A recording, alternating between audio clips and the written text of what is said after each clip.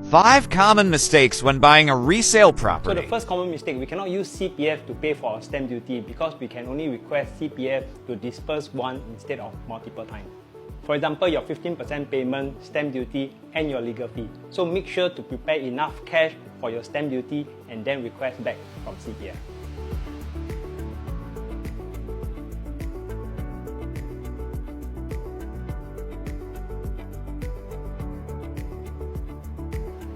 Okay, so the second mistake will be putting a deposit before securing your loan. Because usually buying a resale property, you requires to put a 1% deposit. So imagine the property is $2 million, 1% is $20,000.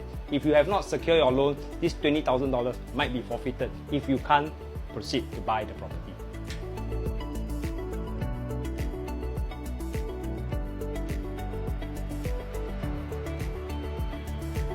So the third common mistake is to fail to visit the property at different time of the day. So example, if you like this place very much, make sure to visit at different time of the day to feel the atmosphere and how is it like living in this house.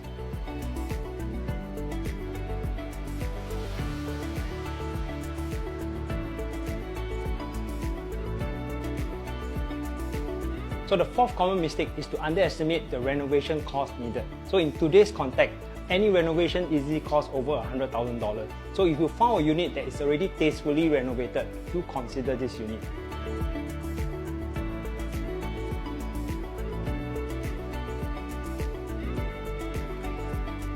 So the fifth mistake, remember to get a bank valuation of the property you want to buy before committing to it. Because there's no point that you love the property and the bank can't match the value to lend you the money.